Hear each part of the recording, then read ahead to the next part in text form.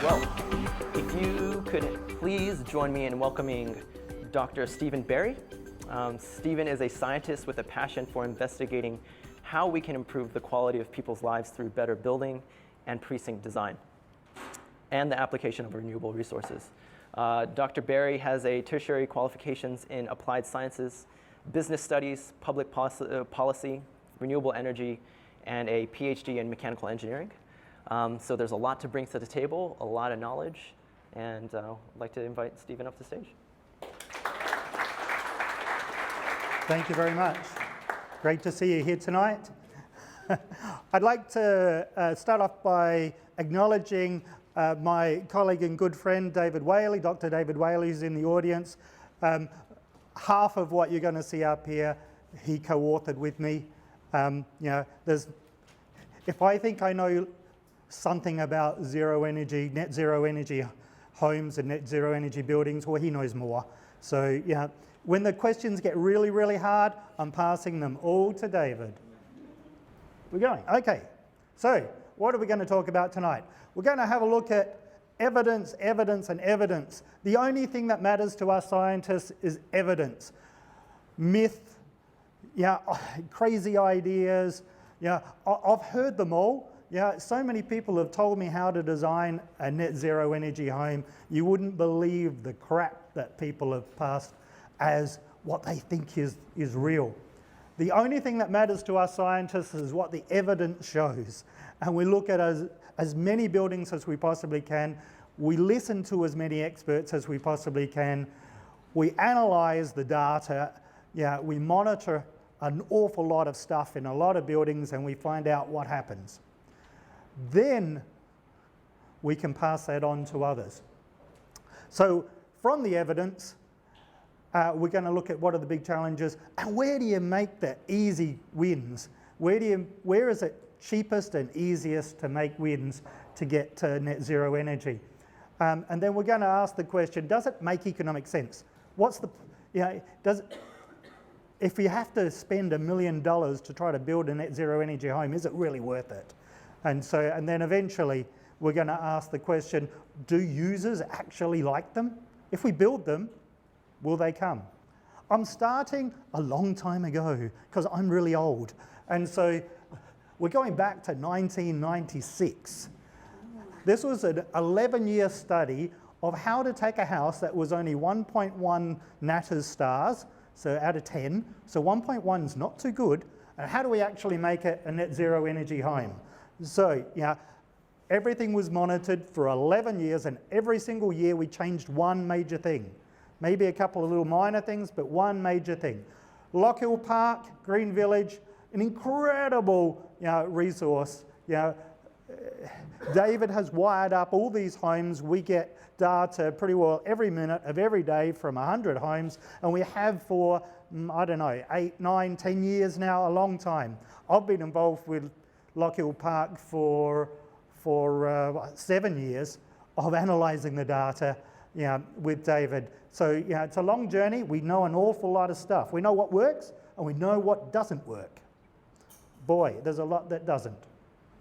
More recently, I've been doing a lot of research in the UK, also with David, and others with other universities trying to work out how do you get net zero homes in the craziest of silly climates, where it's always wet, it's always cold. They call it England. Okay, so what are the basic principles? After all that research, after all that evidence, what are the basic principles that get you there? What we learn is control as much energy stuff as you can. The energy flows, control it. And I'll explain what that means a bit later. Use as much free stuff as you possibly can, because that's the way you make it cost effective. Use all the freebies you can possibly get. Wastage happens all the time, but you can think about it and you can reduce that wastage. And it's always better to work with nature than trying to fight it. In the end, we want homes that enhance our well-being. So that's got to be our focus. Doesn't matter if it's a zero energy equation if people are unhealthy in those homes. We have to make homes healthy. We have to improve people's lives. So the first thing we need to do is we need to understand the laws of physics. Yeah, and so many, you wouldn't believe how many architects slash designers slash others have tried to suggest things that are actually against the laws of physics and claim that they will work. But yeah, really, the laws of physics are the laws of physics, they are laws. And we have to understand them. And the more you understand them, the better you design buildings, the better performance you get out of them. You also have to understand, in the end, these homes, the loads are always changing. They're dynamic because people turn things off and on, and things automatically come off and on. And at the same time, generating energy, generating electricity in most cases, is a dynamic thing. Yeah, the weather's constantly changing. There's clouds coming, there's all types of changes. The sun keeps moving. So it's complicated. It gets really complicated. But even harder is understanding these people. People are crazy.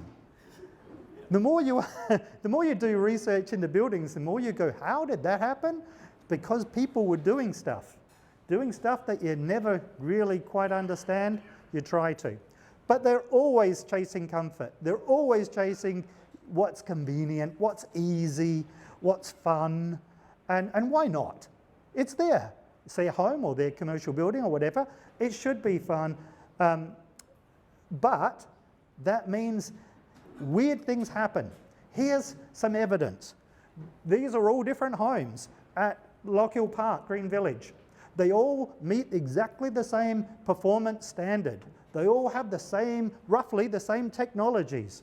Yet, from one household to another, it could be for the same number of people in exactly the same size home, the same age group, they can be 5 times more energy use than the other. How does that happen? Yeah, when we think, oh my goodness, we've made these homes so good, how do you get such a variation? It's called people. People are interesting. And it takes a lot of work to try to understand why that kind of stuff happens. Strategies. What are our core strategies to make zero energy homes happen? Yeah, do a lot of the cheap stuff. Yeah, I see a lot of buildings around the world where they've tried to do passive house standard, for example, as a retrofit. What a challenge. What a fabulous, exciting challenge. But boy, getting the last few percent is a very expensive thing. Do all the cheap stuff. Make homes, what we learn from observing people and homes, make the homes as passive as possible rather than active systems. The more active systems you have, the more they're going to break down. More people are going to interrupt them because they're not doing the things they want to do at the time they want to do them. And they probably don't work that well anyway. So passive is much better than active. Take as much free energy as you possibly can and use it wisely, and we'll get to some more of what that really means. Make it people-proof. This is a real challenge for architects and building designers, and if you're building your own home, how do you make it people-proof? Because people will do interesting things. Okay, the first lesson. I'm not telling you anything you don't already know. Every time you think you've put enough insulation in, you're wrong. Go again, put some more in. And it's insulation everywhere. The whole place needs to be really well sealed, a great blanket around it. And that means not just the walls, not just the ceiling, not just the floor, the doors, the windows, everything. And when you think you've got enough, you haven't. Do as much as you possibly can and then do some more. Gee, this is a nice thing. The sun just gives us so much and it keeps giving and it's awesome. And so why not take as much as you can? Yeah, you're not taking it from anybody else. It's yours.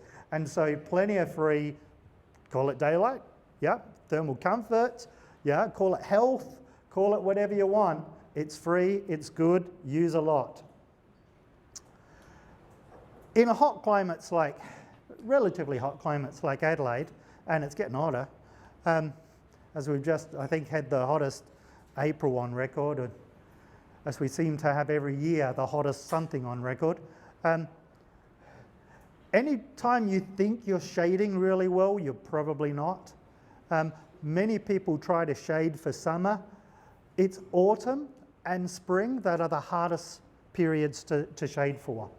That's where you have to focus.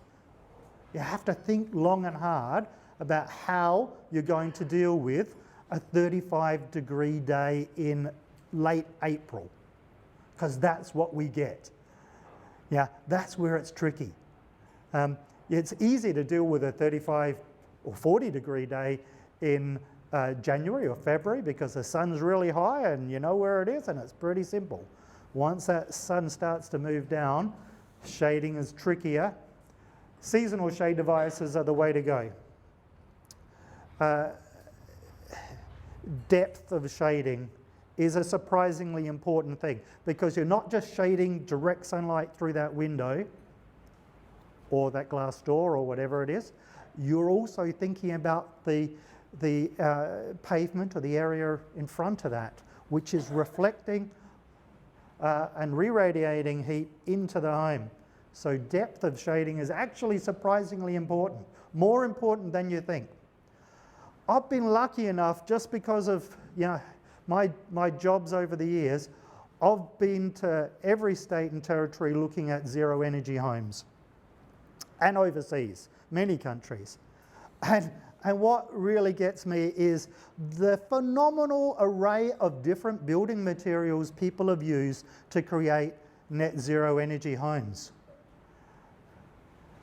That's amazing. It doesn't matter if it's rammed earth or straw bale or aerated concrete block or brick veneer or reverse brick veneer or cavity brick or whatever. It doesn't matter what you make a house out of, it's how you use the materials well.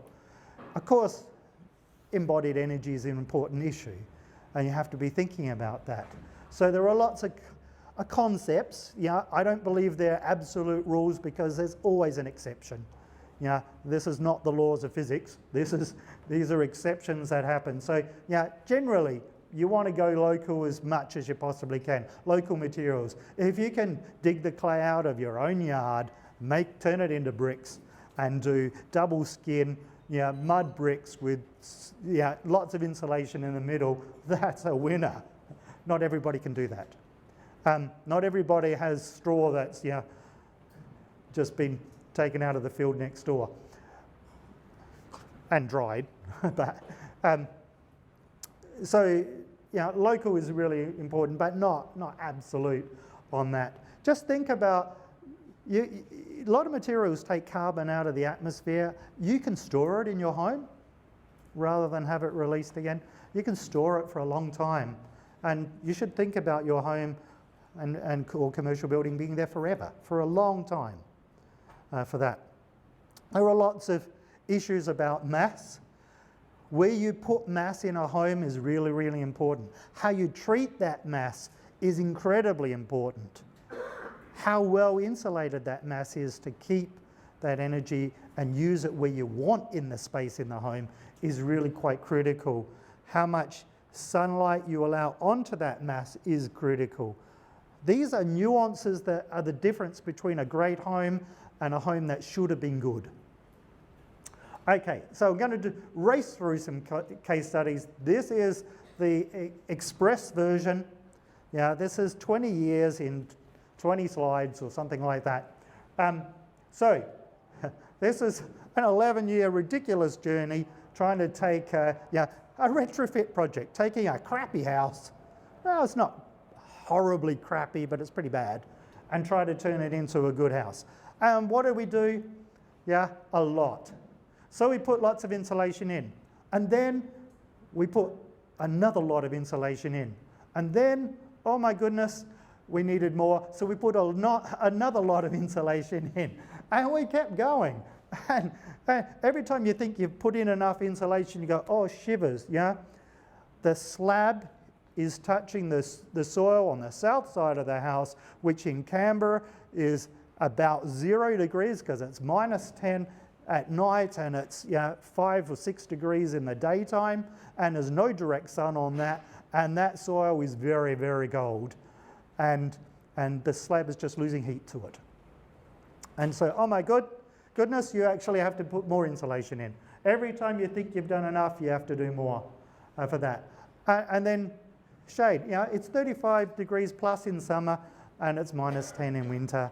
You have to deal with the extremes. There's a real challenge. How do you deal with that? Shading, and more shading? Pretty useful for that. But at the same time, there's a lot of other energy uses in the home, so you have to deal with appliances, and you have to deal with lighting. And of course, this age, this is an age where we were going from incandescent globes to CFLs and then experimenting with LEDs.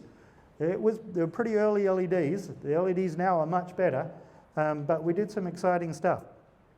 Of course, putting a PV array on a house in 2001, we were the third house in the ACT to ever have PV on the rooftop. It was a bit weird. It was 6 months of generating electricity and sending it through to Actu before they said, oh, yeah, actually, we better pay you for that.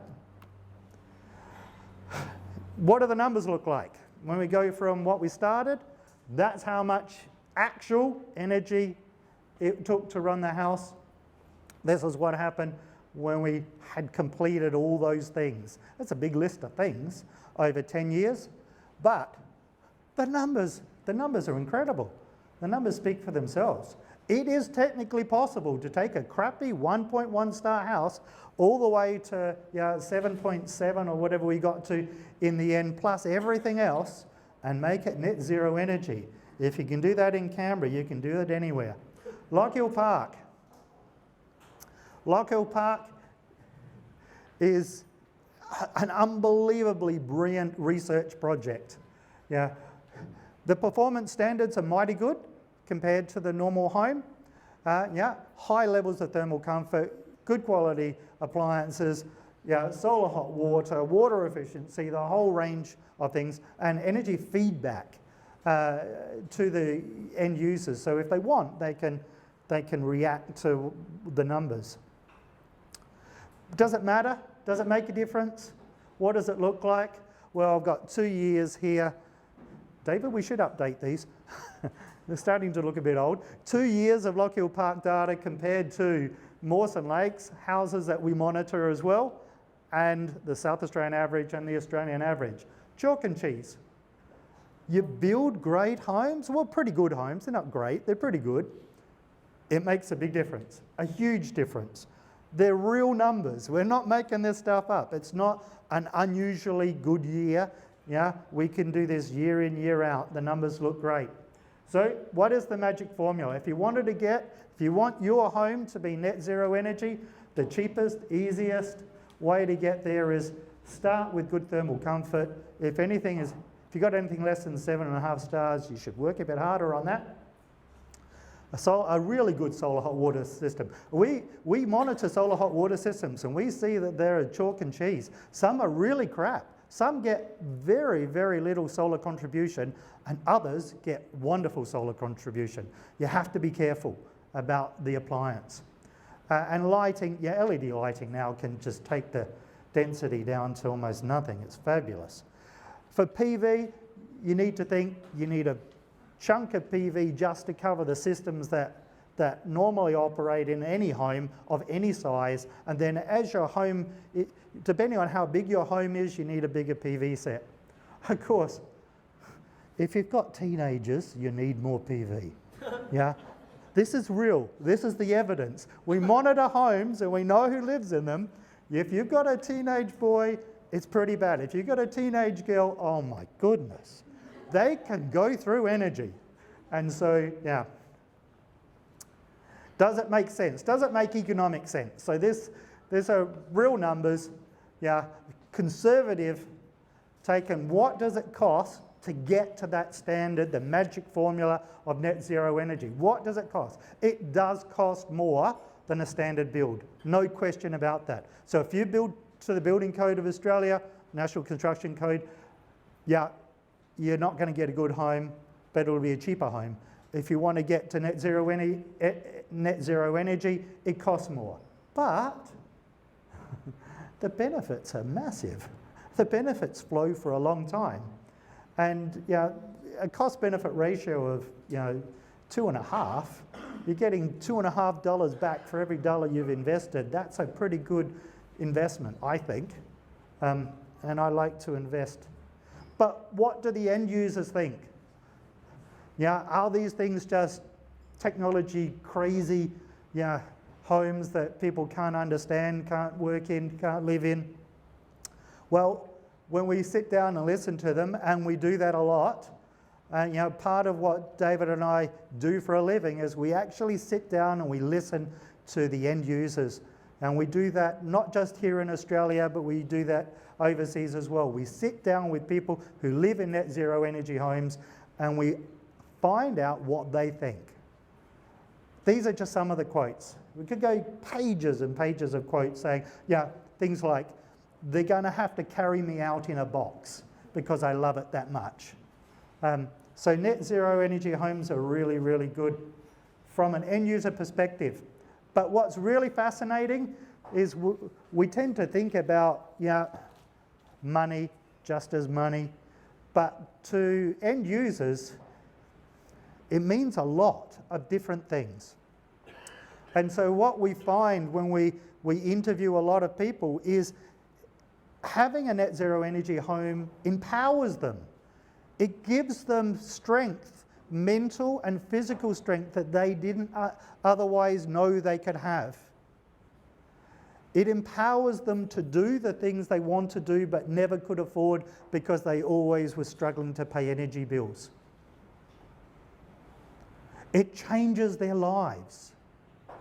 I don't think we know enough or we talk enough about how we improve the quality of people's lives through building great homes. And the health benefits. When you listen to them, they talk about the incredible amount of health benefits they get from living in sustainable homes, both physical and mental. And thank you very much for that race through 20 years of data.